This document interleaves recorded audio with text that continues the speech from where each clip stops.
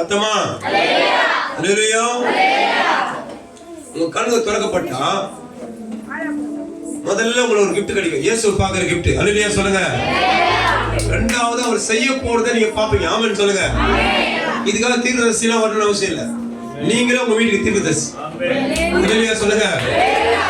அந்த ஆரம்பத்துக்குள்ள நீ எப்போ வரீங்களோ அப்பதான் அந்த gift கொடுப்பாரு.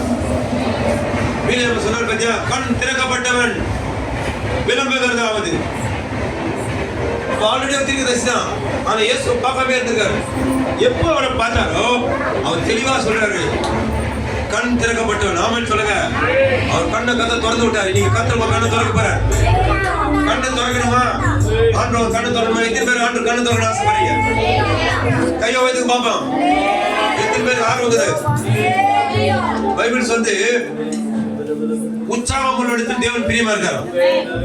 இல்லனா நீங்க 10-20 வருஷமா நீங்க விசுவாசம் இருந்தாலும் சரி, நீங்க அப்படியேதான் இருக்கணும். உங்க கண்ணை அவர் திறந்துட்டா உங்க கணவர் உங்களுக்கு பார்த்து போயிட்டு அல்லேலூயா சொல்லுங்க. ஏன்னா அவரு உங்க கண்ணுல அவர் தெரியாது, அவர் கண்ணுக்கு முதல்ல தெரிய ஆரம்பிச்சுவாரு. அல்லேலூயா.